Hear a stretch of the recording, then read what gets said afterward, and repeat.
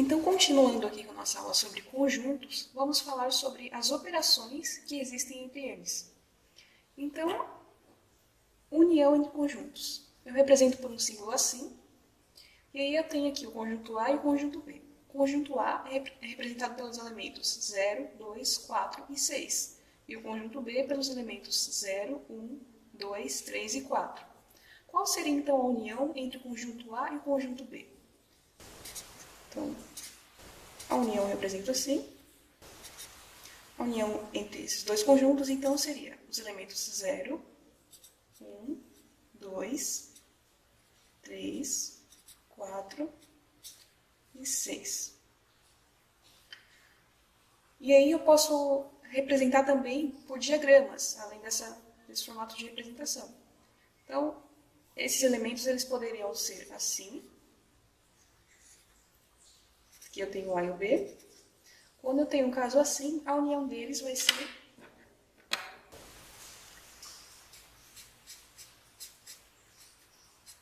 todos os elementos, tanto os elementos que pertencem a A, quanto os elementos que pertencem a B. E agora, se eu tiver um caso assim, onde eles são separados, conjunto A e conjunto B, da mesma forma, a união deles vai ser conjunto A, todos os elementos, e todos os elementos do conjunto B. E agora, se eu tiver o elemento A contido no elemento B, da mesma forma, será a reunião entre os conjuntos. Então, todos os elementos para a parte da união. E agora, a interseção de um conjunto. Ela é representada por um símbolo assim. Então, aqui eu tenho os conjuntos A e B. O conjunto A, representado pelos elementos 0, 2, 4 e 6. E o conjunto B, pelos elementos 0, 1, 2, 3 e 4. Então, qual seria a interseção desses conjuntos? Seria os elementos 0, 2 e 4. A interseção é apenas o que é comum entre eles. Então, os únicos elementos comuns entre A e B, nesse caso, são 0, 2 e 4. E como que eu representaria isso por forma de diagrama? Então, vamos ver alguns casos aqui que podem ocorrer. Então, se eu tiver um caso assim, onde os elementos se entrelaçam, o que vai ser comum vai ser o que está nesse espaço aqui. Vai ser comum entre eles. Agora, se eu tiver conjuntos separados, como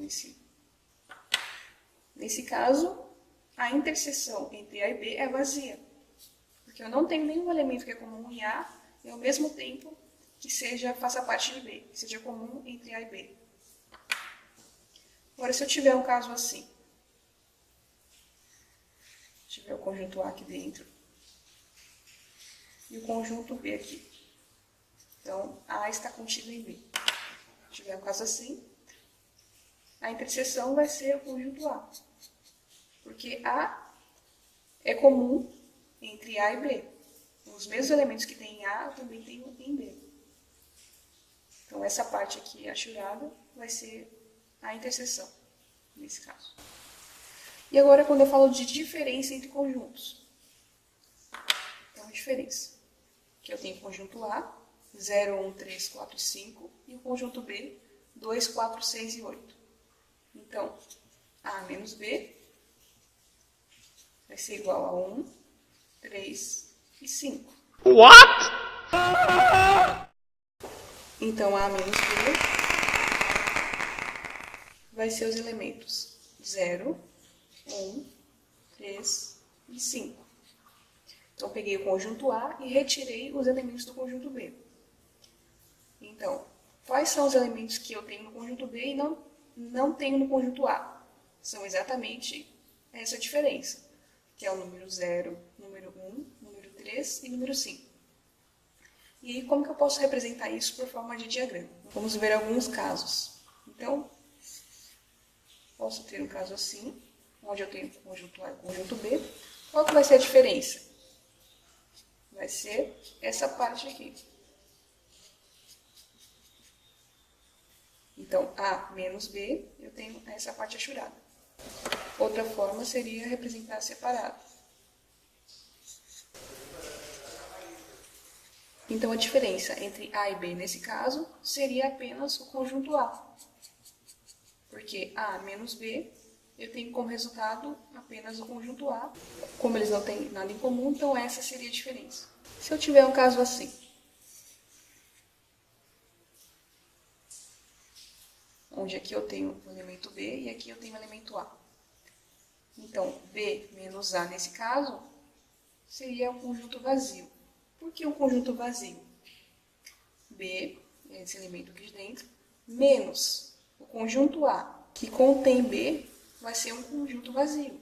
Vocês conseguem enxergar isso? Se eu pegar o conjunto B e tirar o conjunto A, onde B é comum em A, isso aqui vai me resultar nada.